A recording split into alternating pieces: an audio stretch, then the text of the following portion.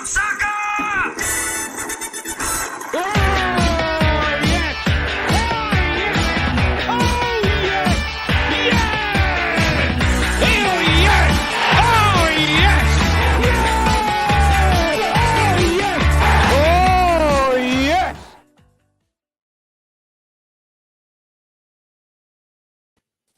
Good evening, everybody, and welcome to the DN35 podcast. It is great to have you here.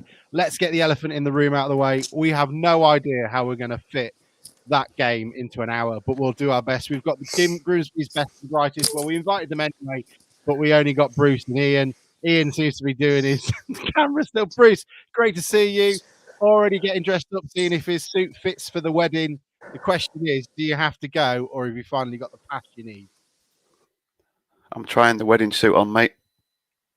It looks like it will look good at the Olympics. I think 36 games this season, and I think my season's run its course, I'm afraid. After the euphoria of yesterday. But hey ho, mate. Hey ho. Oh, well, it's a shame, isn't it? It's a shame. Ian, nice to see you. Fully committed. We'll be at the final, unlike some of these part-time fans. How are you? And it's very disappointing to Bruce in it. All that time, look, just no commitment. Absolutely. We'll, hey mate, if I don't go though, we'll win. Well, I'll sacrifice that. We'll win. But yeah, it's gutting, but it can't be helped. I have been asked not to take the flag, and I don't think I will be taking the flag. In fact, I might put it in the Listex room at work, which is where you put top secret documents, so it can be as far away as possible, just in case. Not that it's cursed, but I tell you who is cursed. That bloke from that TV show I've never seen. He went again. Rob Ryan Red's podcast told us that if he went, they would lose, and they did. Bruce, Ian, you were both there. How are you feeling? How are you still discombobulated? I'll let Ian go first because it's been so long since he's actually been on a Sunday podcast. I've actually watched it again back today. That is absolutely ridiculous, yesterday's game. I don't know about you, Bruce, but that was just so up and down. I mean, the speed between the goals as well.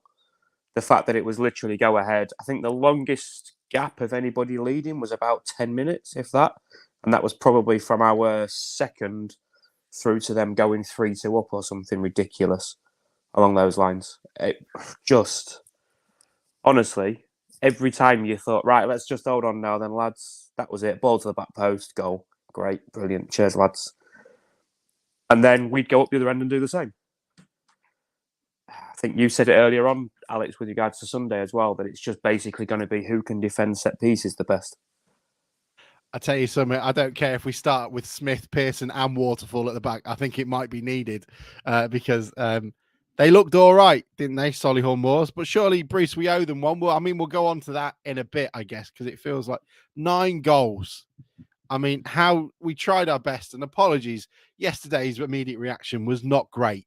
Because I think it was 20 minutes of us just all sat in complete and shocked silence. But Bruce, it must have been sensational, wasn't it? I mean, have you ever seen a game like it? I guess Burnley 6-5 is the only thing that was close, but that didn't matter as much as this.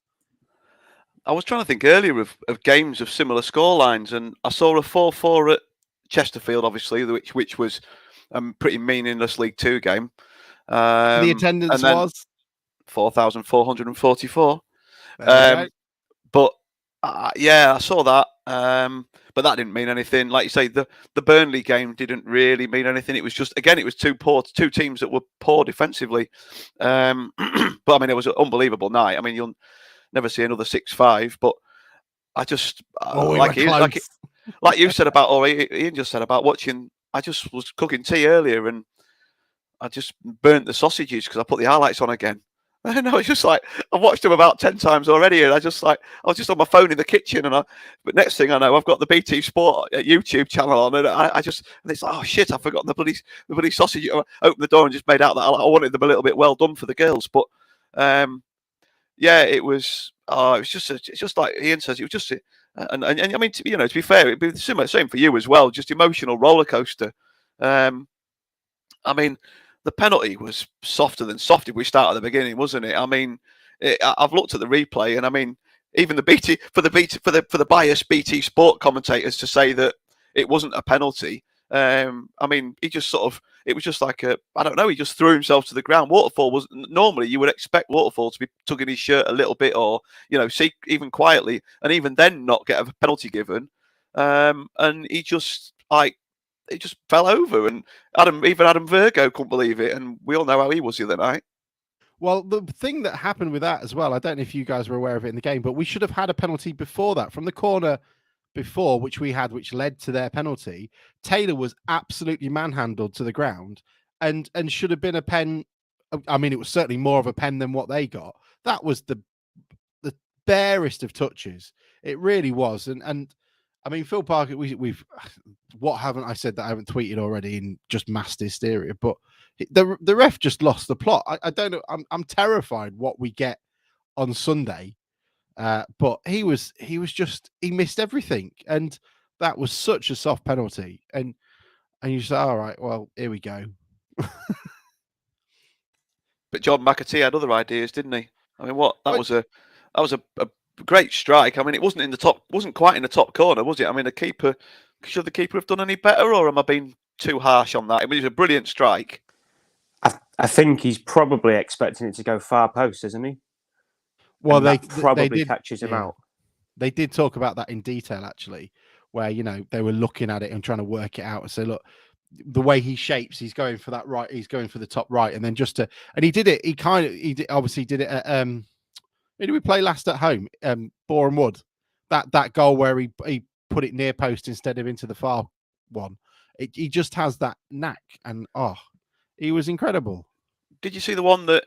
Oh, I mean, you would have seen it, but I can't remember. It was when we were attacking their fans, so it was either the first half or the first half. Sorry, it was either the first half or the first half of extra time. But he had a volley, and the keeper just gave it up, and I thought it was in. He had one that just went sort of to the left-hand side of the post, as if you were looking from the centre circle. I don't know if you remember it, Ian. Right near the end of the first half. Was it? The keeper just absolutely gave it up, didn't he? He just looked to his right, and we were just waiting for it to hit the net. And it was 1-1 at half time, wasn't it? Yeah, it was at half time. And I think in the first half, Crocombe pulled off an incredible save. It was going into the top, and he did that David Seaman thing where it was behind him, and he was able to claw it out. It was incredible, absolutely sensational. I mean, I got a lot of stick saying like Macca's got a worldie in him. That was it. That was incredible. That was a fantastic save. Yeah, it was from Palmer as well, wasn't it? From the corner. Yeah, he was quiet. He did play well. Crocombe did. He let in 4 goals, but he did play quite well. And there was a couple of times at the end. I can't remember him keeping. Normally we talk about Hursty's teams getting, being defensively solid, but I can't remember Crocombe keeping many clean sheets in the run that we've had, and that's not because he's been making mistakes. We've just got a goal in us, or 4 goals in the case of yesterday. But he made some. We've conceded 9 goals in the last 3 games. Yeah, but he came for. But right at the end, that cross that he came for right at the end in stoppage time, and just when he clutched that, it was just like, right, we've done this now, lads. But he made a couple. And there's a couple of crosses that he had to tip over. That, like you say, whether that were just dipping in under the bar. It was such a game for goalmouth action. It was unreal. We have to give him. Sorry, Alex. Just going to say we have to give him a little bit of credit for his shithousery as well, because it's something we've spoken about a few times this year with Town, particularly when we played Stockport and Amos came charging over from the opposite side of the pitch. We scored with Waterfall in the 118th minute, and Crocombe went down with cramp, which there is absolutely no way there was cramp there, but that was just perfect. Just take the sting out of the game. Let it delay. There was one point as well where we got a goal kick and their player kicked the ball towards our fans. And Crocombe, instead of going and chasing after it, just basically stood there and looked at the Wrexham guy, laughed, and then took the slowest walk possible over to get the ball. Following up from Notts County with the beach ball as well, I think that he's getting himself a little bit of a cult status with the club, to be fair. That was one of the funny ones. Hello. Hang on, let's say hello to Tom. Tom is in the doghouse because, again, he's late and doesn't follow pod etiquette. But we need to put that aside. Tom, nice to see you. Lovely kitchen. Hello. Hello, mate. How are you feeling? Let's. How are you? Oh, well, to quote Jason Stockwood on BBC Radio Hulberside yesterday, what a game. What I a mean, you could fantastic probably game of find better football. quotes from him. Yeah, but it was a fantastic game of football, wasn't it? Regardless of the result, like that was just a brilliant game. And I really, looking back, I really did enjoy it as a match. I thought it was a great performance again. I thought it was nice that Hurst stuck with the same team. I thought it showed a bit of steel there, like saying, "Yeah, go out and do it again." I think after the Notts County game, he arguably could have dropped a couple of players. I know he won the Notts County game, but I thought the Amos, his crossing wasn't very good in the Notts County game, and could have maybe brought somebody else in, but he didn't. And then when the game wasn't necessarily going for us, he did positive substitutions, and I've been a critic of his substitutions on a regular basis. And we also saw him sort of change the game with a change in formation in extra time when we went to 3 at the back. So he deserves a lot of credit. And I also really like that. I don't know if anybody else noticed, but in the first 5 minutes, we did a really quality corner routine, which didn't quite come off, but it did result in a shot. And then on about 75, 77 minutes, we did another really good routine as well, which again didn't come off. But it was great to see that, I'm sure Henry would appreciate this. It's a little bit like we've brought out these trick plays like they do in the late and postseason in the NFL, and we're trying to go for goals from set pieces, which were obviously crucial yesterday. And the set pieces that we did do, whilst they didn't result in goals, they did result in shots on goal, which I was really delighted to see. They clearly worked on that in training. And I remember when Hurst was at Shrewsbury in the game they played against Lincoln, which was that the Football League trophy? They scored a goal from a set piece that they'd obviously worked. It was a different set piece. It wasn't just like your typical, we'll put 3 blokes on the penalty spot. One will go to near post, one will go to far post or whatever. They were like creative, dynamic ones. Yeah, I'm really buzzing, really. I just fucking love that we beat Wrexham as well. What did you make of it, Bruce? What were you going to say before I introduce Tom? I can't remember now, mate. I'm sorry. Why have we got an anger? Paul Price, why are you angry? What's going on? I don't understand it. You're not a Wrexham fan. I see you got Bruce as a mate on Facebook. What's going on? What's with the anger? I don't know. Oh, look, it's brilliant. It's been absolutely fantastic. We'd got to like the goal, Waterfall's goal. Then we got to the second goal. I don't even know who scored the third goal in the game. Who was that? I've lost it entirely now. I'm gonna have to get Waterfall. Waterfall. Basically, no one. The crux of this game was no one defended their far post. Is that basically it? It was Just people getting running jumps at the back post. Yeah, terrible all around. 2 or 3 people for us that were poor had mares at it. I mean, to be fair, we were crying out, the people I was with, for the last 20 minutes just to put somebody on the post. I know that would have changed how we were trying to defend them, but I don't think that would have necessarily been a bad thing based on how it had gone. You just need your biggest, lumpiest bruiser on your post. Tom, what were you going to say? I think it's interesting that Ian mentions that about putting players on the post. I'm not sure that like loads of teams do that anymore, do they? I think that's sort of a bit of an old hat way of defending. I remember when Charlton came up to the Premier League the second time around under Alan Kirbishley, and one thing that they did that time was put men on the post because they noticed they conceded a lot of goals from corners and free kicks by not having a man on the post. But I think the modern, like the game has sort of evolved quite a lot in the last 20 years, and you don't really notice it as much anymore that people are on the post. And I think it is like naturally like a go-to thing. Oh yeah, we should have a man on the post, but it doesn't seem to happen. And I don't know why that is, but I think it is an interesting point. As you wonder why haven't we got a man on the post? Because was it our goal on against Notts County where it sort of scrambled around in the box, and you feel like if there might have been a man on the post for that goal, it'd have been just watching and maybe able to stick a foot out. So if anybody is doing high-level coaching and listens to the pod, can you tell us why people don't put men on the post anymore? People who do high-level coaching do not listen to There you it. go. Hang on. No, the Internet Mariners manager's coming on now. The logic behind not having a man on the post is that it gives you extra men in the box to defend it getting there in the first place. That is nice and straightforward. That's the logic. There's more people to go and attack the ball. The problem yesterday for me was that 3 of 4 of theirs went in at the back post to unmarked or poorly marked players. And definitely I'm trying to remember which way around the handball one was. Was that their second or was that their third? That was their third. That was the third straight after the... Yeah, so definitely Tozer and Davies' goals then would and probably should have been stopped if we'd have had a man on the post.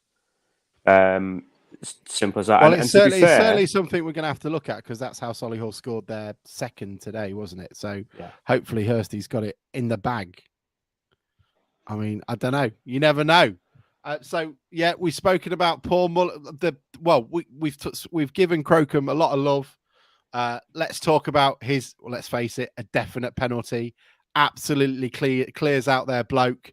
Let's be honest. Given the absolute appalling decisions we had to go our way, it's nice to see that one at least went in our favour. Did anyone have any opinions of that? Did you guys even see it from where you were? It's quite far away from the away end, wasn't it?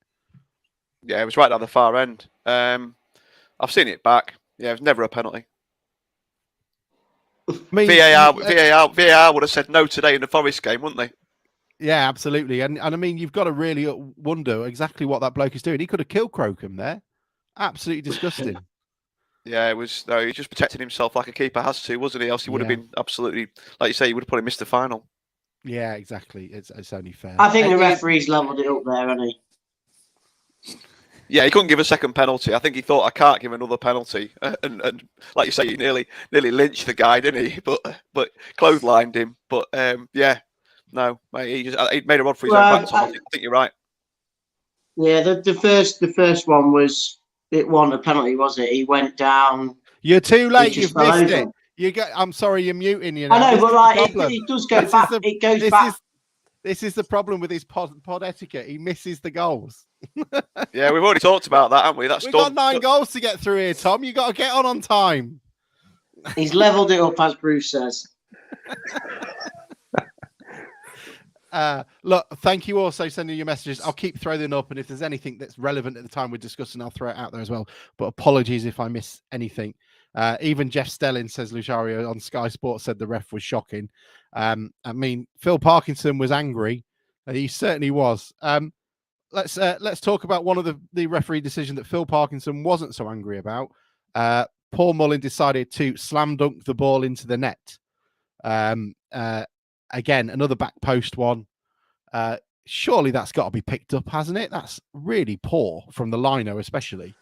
It was very fast though, mate. I've watched it back a few times, and I can excuse them personally. I can excuse them missing that. I mean, the only person that reacted was the person stood next to him, Harry Clifton, who ran away sort of to the referee, holding his arm.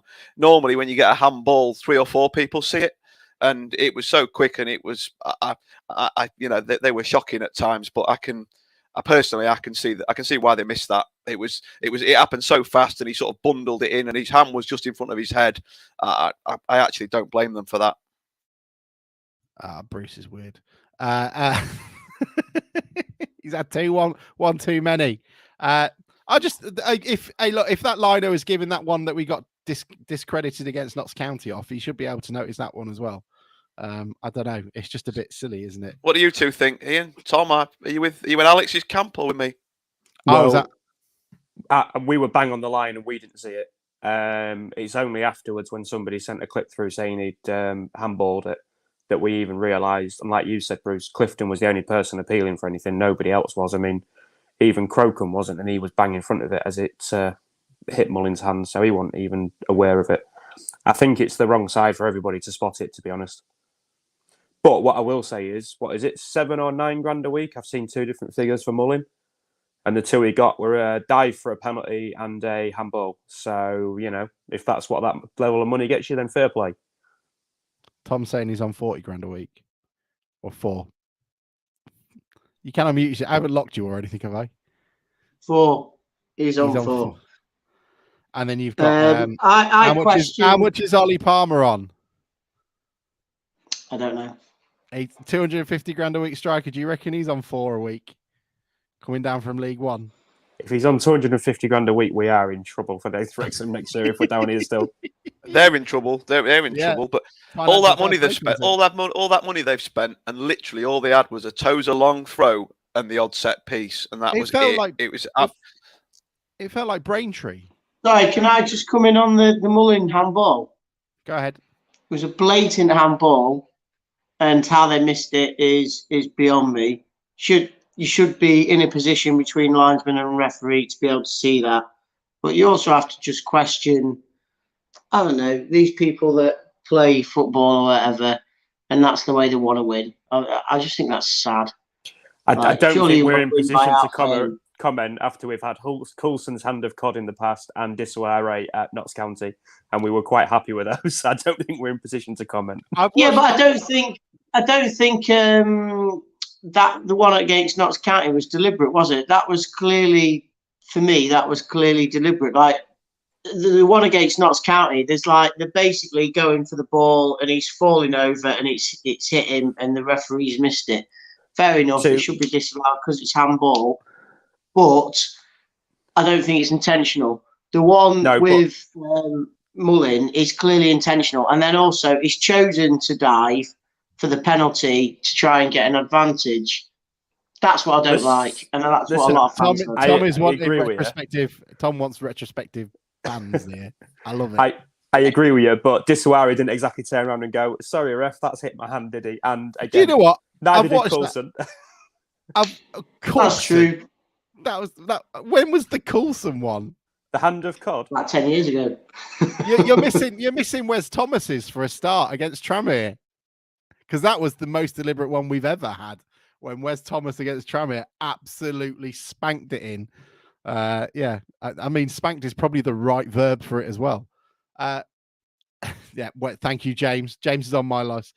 I mean, Bruce, going back to what you were saying, I was surprised with how agricultural they were. It just reminded me of Braintree. It just set for set pieces and get it in. Bruce is asleep. It was effective though, wasn't it? And they were a big side. I felt like when we brought Pearson on, that was tactically a really good change because it gave us. He's frozen. I'm going with asleep.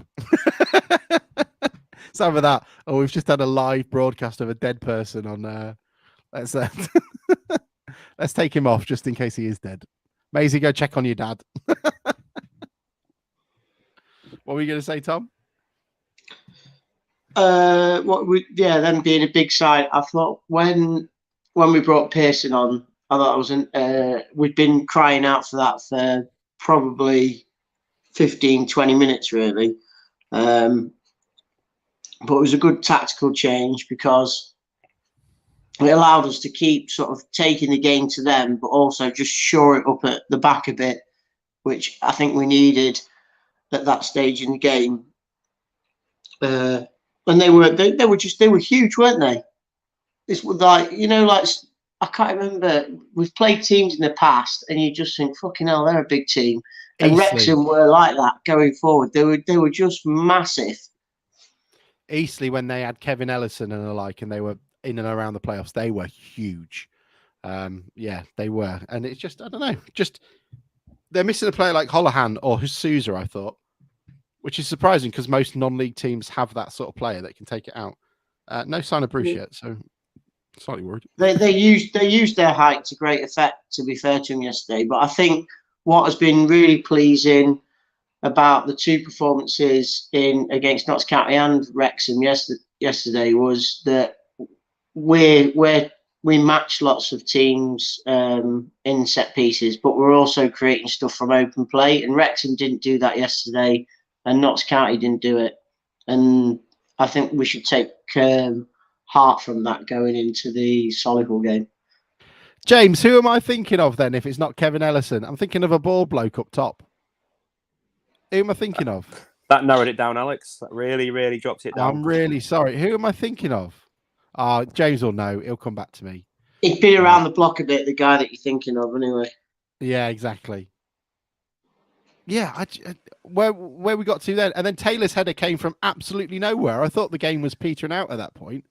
Is it me though, or was that goal very similar to the one he got at home against Wrexham back in October or whenever it was? Absolutely, caught a yard on French and just was able to guide it in. I mean, I'd love to see him do that more often. Oh, Bruce is back. He's alive, everyone. I was just waiting for him to get himself in order and sort his suit out. It was a great knockdown, though, wasn't it, to get McAtee free for the cross? Yeah, absolutely. Bruce actually reminds me of someone who's playing Football Manager in his own cup final day. I've got my cap too, mate. If I want to go tracky, I'm not going to. He's going full Tony Pulis. Yeah. I don't know. I said it was just the Taylor one was brilliant, and I'd like to see Taylor do that more often because I think his hold up play is brilliant. But I think that's probably what's umming and ahhing about him at times. He just hasn't contributed that many goals. But if he does that, then brilliant. I mean, is there any player? What I'm very aware that we never do is we never praise that many players. We end up talking about bread or something. So, I mean, was there anyone who stood out in terms for you guys? I thought Clifton was amazing. Fox again was just kept running. I assume he'll beat the 1,500 meter record while we're at the Olympic Stadium as well. I thought Smith was great and was quite assured at the back. And Waterfall again was imperious. Tom, what were you going to say? Yeah, I totally agree with that. Fox, Waterfall, Clifton. I can't pronounce his name. Diaz Chervet or whatever it's called. You're the Manny. French speaker amongst us, Desarouve. Let's go with Manny. I thought he was brilliant when he came on. Really did a brilliant job for us working the line and getting into dangerous positions. That substitution, bringing him on, I thought we could have actually won the game earlier on when he came on. We really created quite a lot of decent chances. It was a fucking brilliant performance, wasn't it? It was a really good. I know we conceded 4, but it was just a fantastic. It was a brilliant game of football, and we really did play well. Just like we did again. I know on for the Notts County pod, but we played bloody quality against Notts County as well. Tom, I'm really sorry, but I'm on your positivity train now, my friend. I've taken the conductor's hat and I'm going around like the bloke on the Polar Express stamping tickets that say believe, because honestly, these lot don't know when they're beaten. They just keep going. And even if we're 3-0 down with 4 minutes to go at the final next week, I'm going, we're winning this 4-3, no doubt. Because they just don't know when to shut up and when to stop. I don't know where this belief has come from, but it's fantastic. We could have used with it in bloody January, but yeah. Thank you, James. I was thinking of Constable. One of the lads has sold out a double-decker bus in about 2 hours this morning. Can we just make sure that it can get to the stadium? All I'm thinking is there's a low bridge halfway down. It's like that bus off Harry Potter, I think. Yeah. The night bus. Yeah. It's just big purple. It's I hope leaving it's it open top. They're leaving it at 2:30. I hope it's open top. I hope they're freezing their asses off as it trundles down the A1. Knowing the lads that are on it, I don't think they'll be. I think they'll have the beer coats on probably. That's fine. I also special mention to that Sunday League team who in Scunny had an open top bus tour around the ground when they won their league. That was sensational. Well done, lads. That's the only positive mention Scunny will ever have on this show. I presume the turnout was similar for the proper team.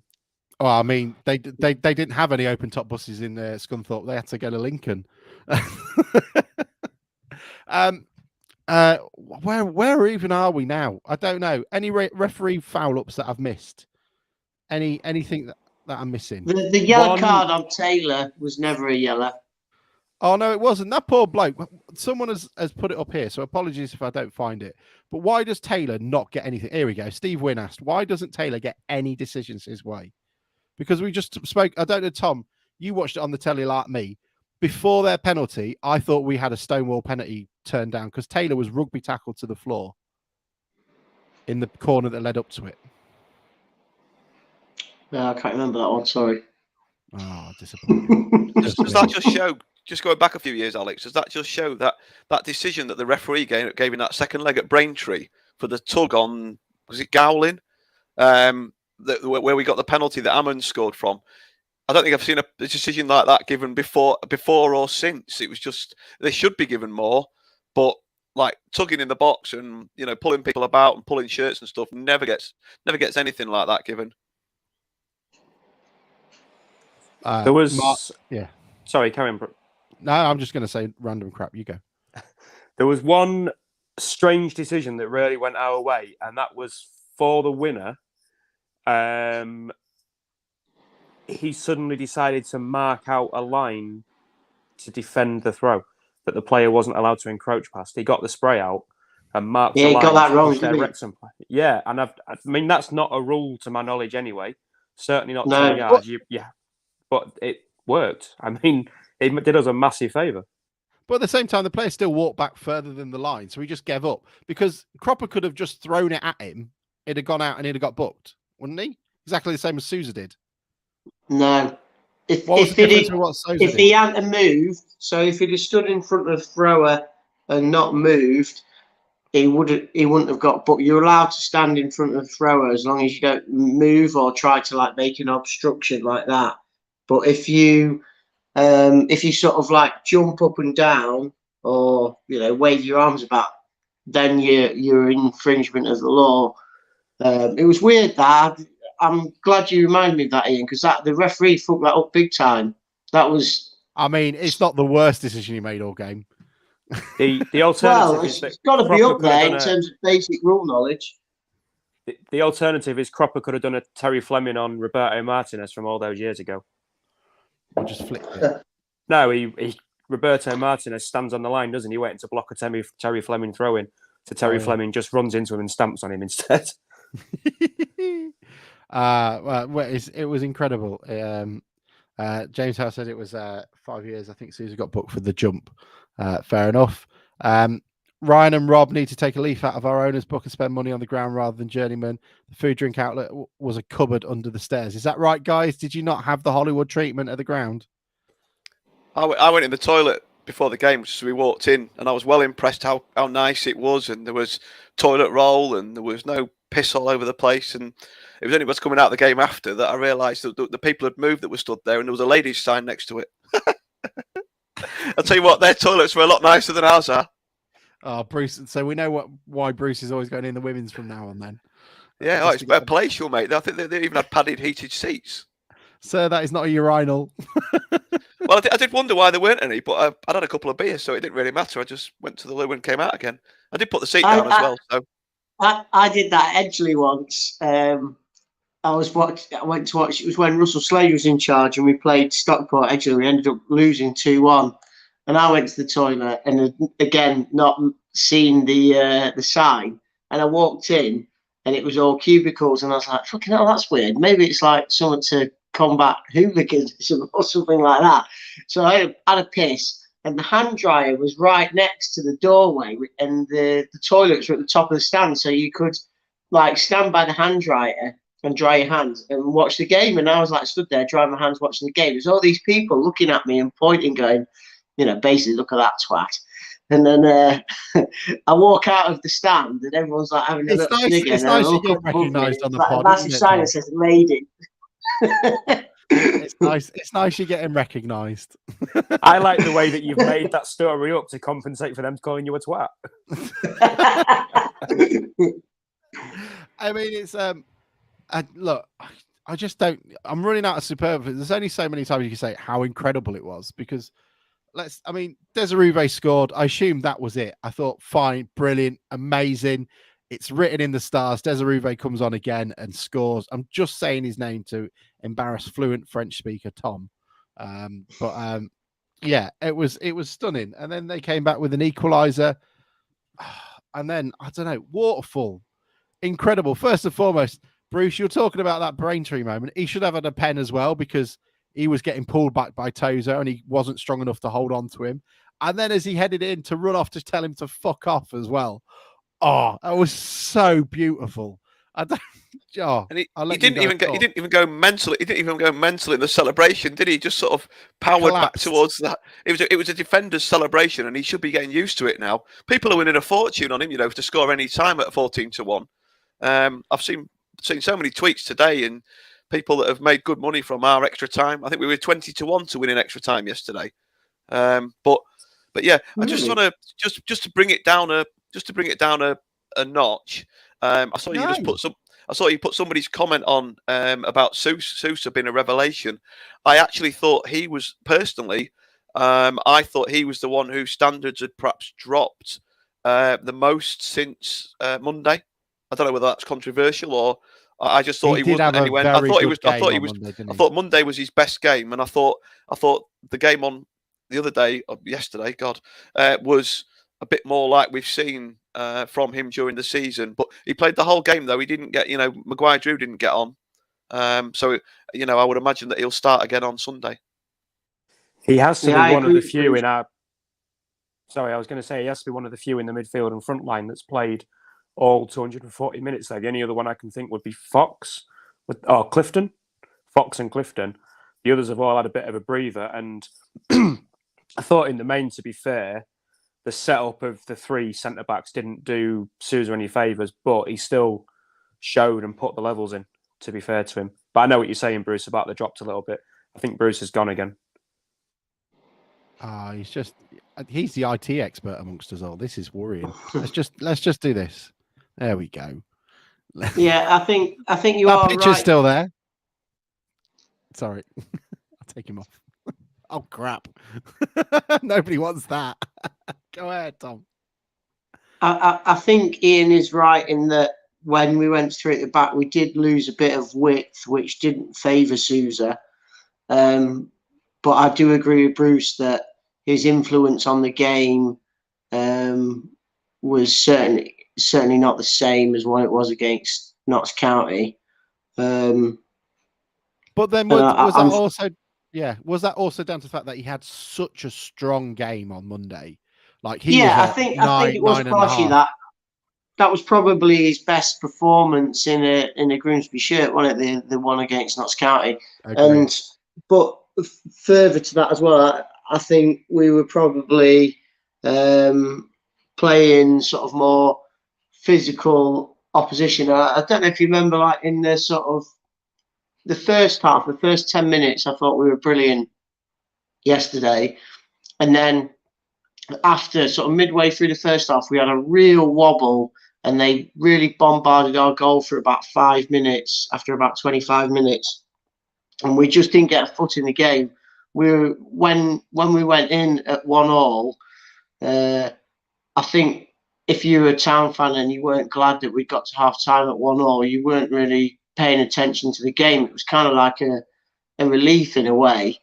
Agreed, and that the whole game really, I don't think played to Sousa's strengths, which is sort of being like to exploit the width, try and either get a cross in or cut inside and get a shot off. But when we came out and it was just such a ding-dong battle, wasn't it?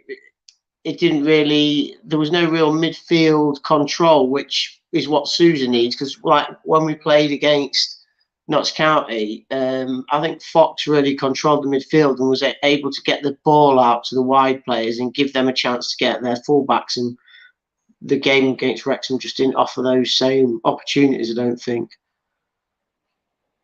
It's a really interesting one. James Howe said, how good was McAtee's disallowed finish, by the way? It was emphatic. It certainly was. He had one in him, didn't he? You could tell. We were certainly... Phil Parkinson said that their players went into the halftime break angry, really angry at their supposedly poor decisions against them, even though they got a penalty they shouldn't have had.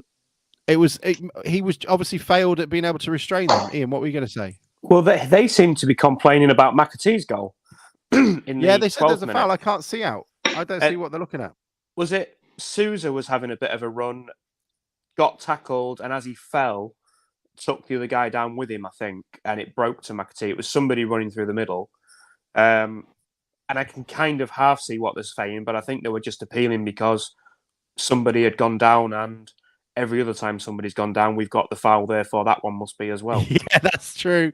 There was, I felt a lot of the consent sort of 50-50s went Wrexham's way, which they tend to do for home teams. Oh God, we haven't lost Tom as well, have we? Oh no, there he is. I mean, have we got anything else we can say about probably the greatest game we've all ever watched? I mean, we got a very good write-up on the Football Weekly for once, even though they didn't talk about us in the last podcast that they did. I've got something to say on that. Wasn't anybody there on All Hallows Eve in 2001 or 2003, whenever it was, and we beat Burnley 6-5? Ian, fucking best game ever. No, Tom, right? Tom, I mean, let's not talk about that game because I missed 3 games that year.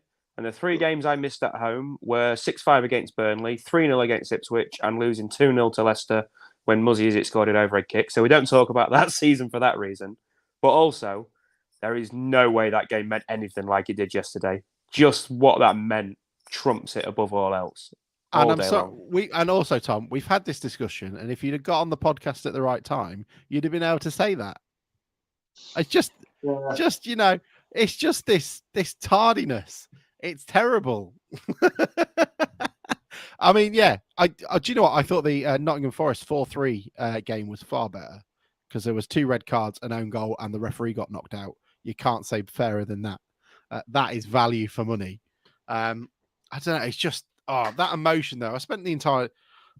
We're not going to do that again. 120 minutes. Let's talk about it. So Solihull Moors ran out winners against Chesterfield. I saw a bit of it. I didn't see all of it. But they looked tidy. But they're going to go in as favourites, I would imagine. They're the informed team. But I don't know, Tom. Maybe I'm too positive. Maybe I'm too far along. I'm in the first class carriage now of your train. They don't worry me. I'm not scared of them. I'll respect them, but I won't be scared of them. And neither should the team. No, we were having a discussion about this earlier. I think obviously they've got the better of us this season so far, and I watched a bit of the game as well today, and they did look dangerous on the break if you sort of play a fairly high line. I think it was their first goal they scored, like sort of getting in behind.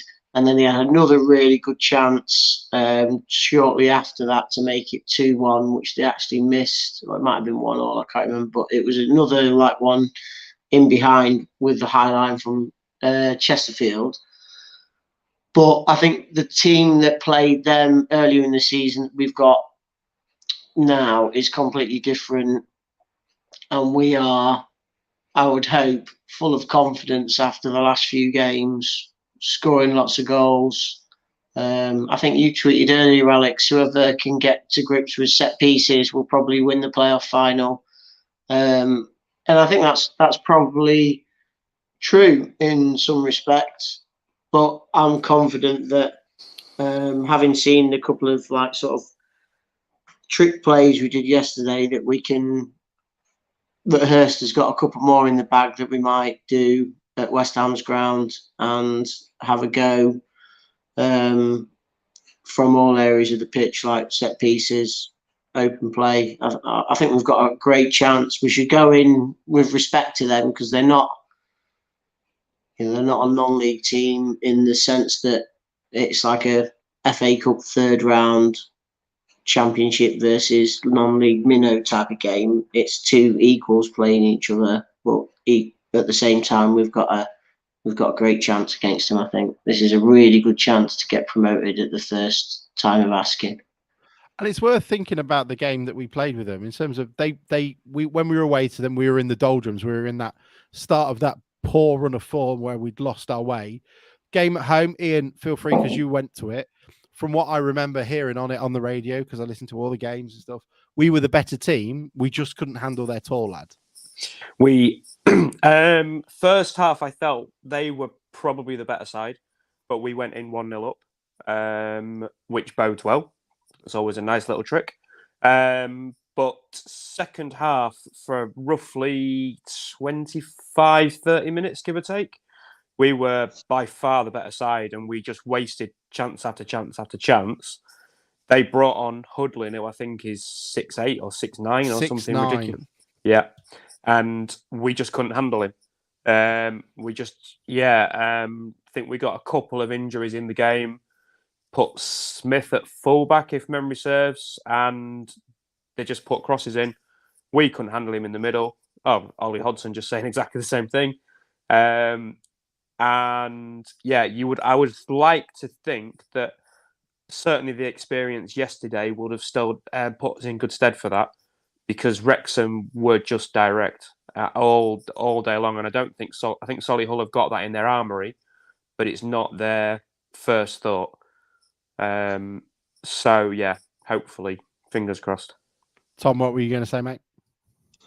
I thought, is Fete injured, or is he just out of the squad at the minute? He's got a boot on, hasn't he? He is injured. He is injured.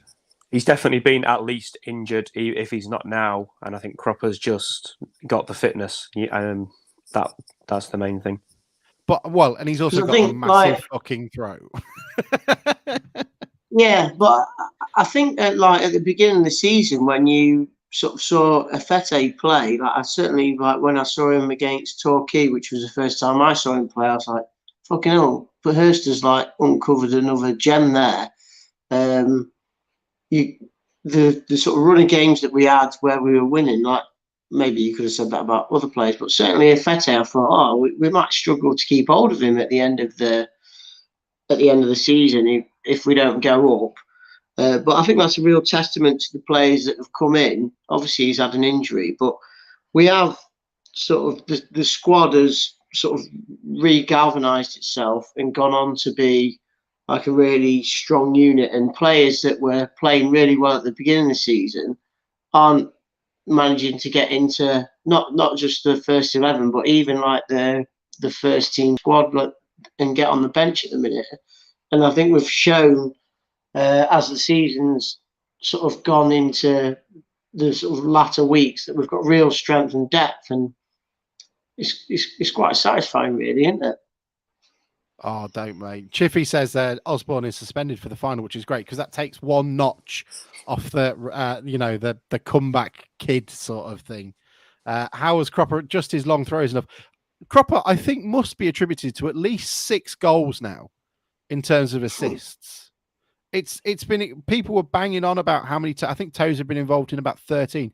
Cropper only started regularly in March, and the kids just bang, bang, bang. Stick it on a sixpence on the penalty spot. And from what I remember from Solihull this afternoon, they don't have anything like that. So it's going to be interesting. We won't have a battle of the throws, but we've got a good heptathlon going on here. We've got Ben Fox that can do the 1500. Cropper can do the javelin and do the discus and shot put. We just need to find someone that'll do the eye jump now. David Lloyd King is the massive jumper in our team, I think. I agree with you both. We should respect them, but we shouldn't be scared of them. And do you think there'll be something? We're going to obviously vastly outnumber them. Do you think there is anything in that? Do the fans play a part? Fans play a part, absolutely 100%. I actually think, as much as anything, though, it'll be harder that we vastly outnumber them because you need a crowd to bounce off yourselves as fans. If you look at the 2 Wembley games previously, Bristol Rovers and then Forest Green, the celebrations at the end of Forest Green are obviously massive, but the general atmosphere throughout the whole game was better at Bristol Rovers because they had big numbers that we were feeding off ourselves at the same time. I think I spoke to someone earlier, and it doesn't look like we're going to have a singing section, which is a bit. I know some people sort of scoff at it, but it does help get those people who want to sing in a concentrated area. So if you're the season ticket holders that like to make the noise and like to, have a racket, maybe you need to start a WhatsApp group tonight and start arranging where you're going to sit, because there won't be a singing section at the game, which is going to be detrimental to the atmosphere. I mean, there'll be so many fucking empty seats in the Solihull Moorends. Maybe you can just go stand in one of them. I don't know. But it'll be interesting. It'll be very much like the Forest Green final, I'd imagine. Yeah. I mean, what are they going to take? I think their biggest attendance this year has been 2,000, just over, against Wealdstone. It was 4 today, wasn't it? Was it 4 today? Right, fair enough. So, yeah, I mean, you're probably thinking similar numbers going Sunday. Yeah, 5 maybe, 6,000. Yeah. You thinking? So it's probably going to be 3-1, possibly tipping 4-1 in Town's favour. And it does diminish it a little bit. It's a shame, but that's not a criticism of Solihull. I mean, they've done brilliantly this year to be where they are, and obviously, especially with what they've done over the last few years. So, don't want anyone to think it's a dig at them, but it does take away a little bit from the atmosphere, unfortunately. It'll be good. I tried to get Martin Gritton on the show today because he not only former Town player, but he runs the place. So it'd have been good to get an idea of what might be happening, which is maybe why he's, ignoring my calls because he doesn't want to say anything. Ross asked, when are the tickets released? We don't know. How do we buy them? I don't know. They sell a lot through Ticketmaster. I don't know. So we'll find out, and I imagine it will come out tomorrow, but they'll be ready to go. There are discussions ongoing, as you can imagine. I would imagine it's likely to be not Ticketmaster, digital though. ticket.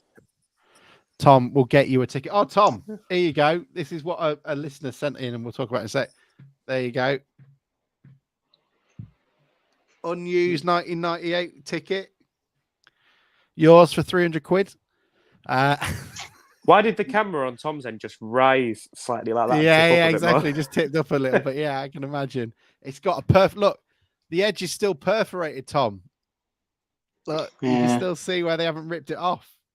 But what a great design for a ticket that was, because you got a little goal, haven't you? It's like an actual football goal.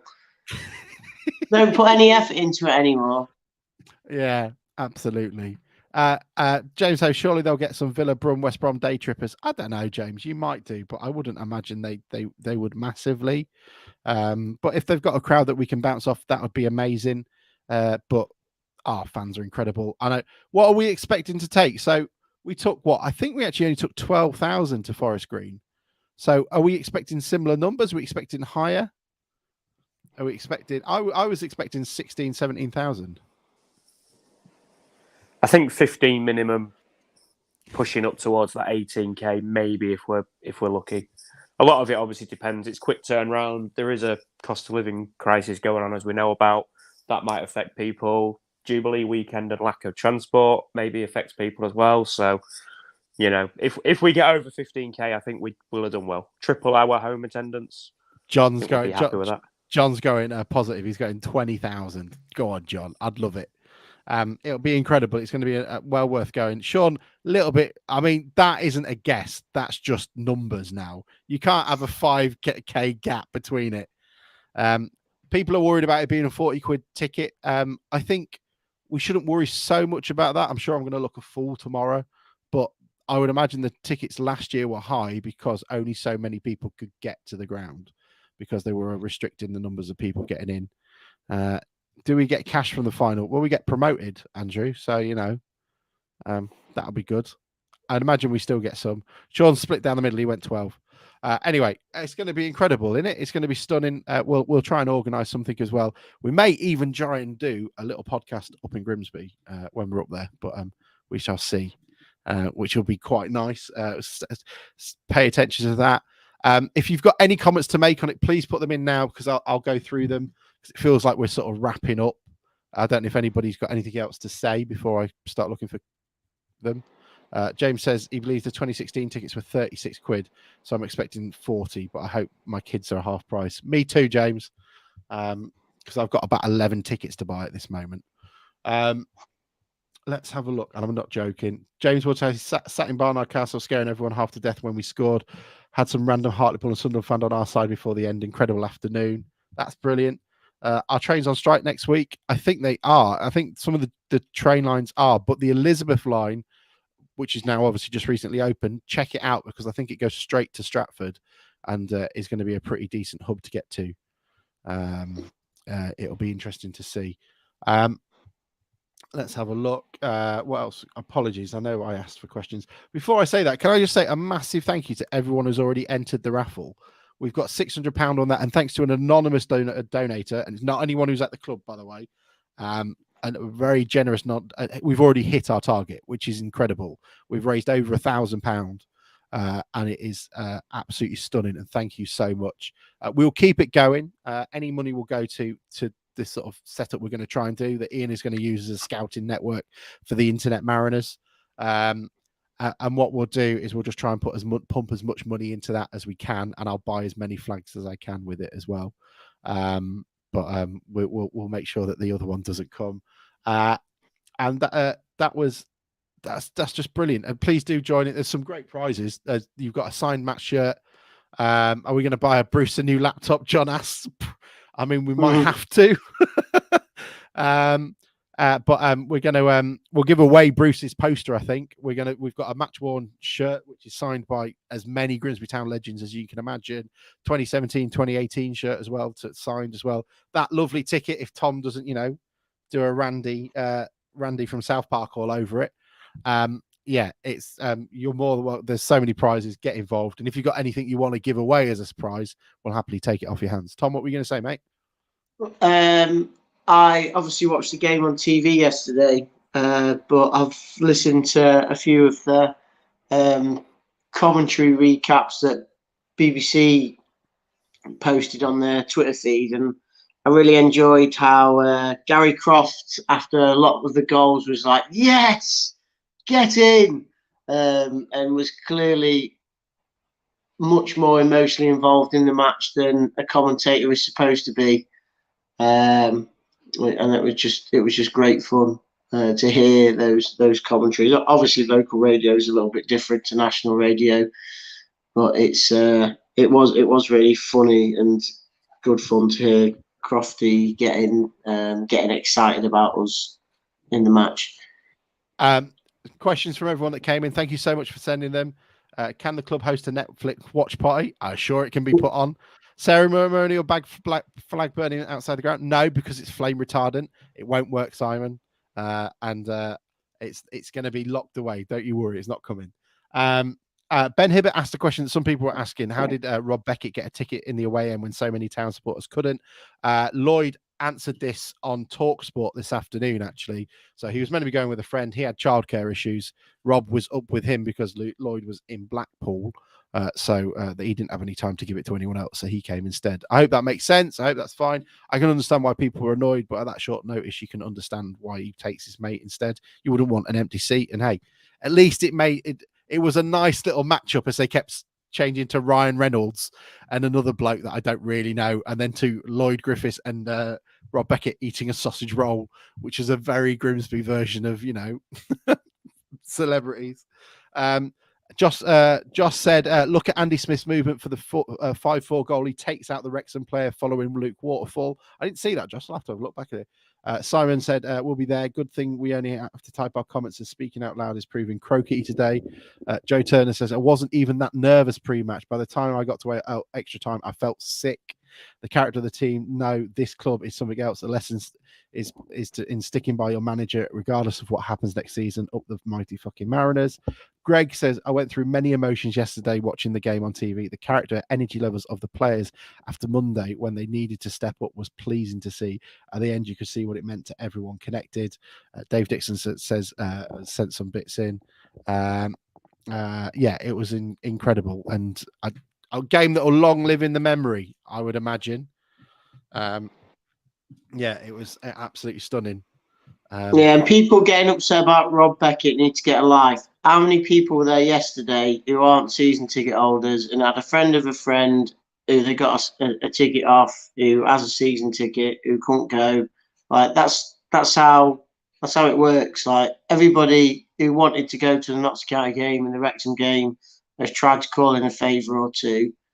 It happens. Like fucking hell. Stop having a proper Mardy on and just get on with it. I'll tell you so, proper Mardy is probably not right, but Arjan Reiki rightly raked me over the coals, and that isn't a pun, for saying that he didn't run at one point. I stick by my comment. Sousa did overtake him as they were charging forward, But apologies if you got upset about it, mate. But it's the middle of a game. We'll always say stuff like that. I hope you can accept our apology, my apology. If not, I don't know what to say. People shout stupid stuff. Will there be a daily pod before until the final?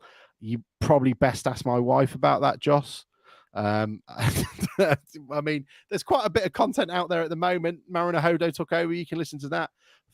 Never thought I'd say it, but I totally agree with Tom. Up the fucking Mariners. See you all on Sunday. Wow, there's a backhanded compliment, Tom. Greg and Maura will be putting in a shift this week. We'll try and do something. I live near London, so I'll try and get some ideas out there for you guys of where you can meet, what you can do. I've got a couple of West Ham season ticket friends who will give us some ideas. Do you guys have anything else to say before we end it? No, I'm going to go because my battery's about to fail me. Okay, mate, no problem.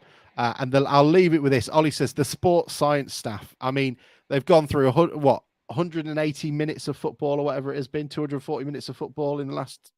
My maths is terrible, isn't it? That was awful. That was awful. How many minutes have they played? 90 plus 30, 100. So 240 about 250 minutes, including all the injury time and everything. Yeah, 250 minutes of football. So I'll tell you this, John fucking Fenty. A sports and conditioning fucking coach doesn't win you 3 points. It wins you the fucking playoffs.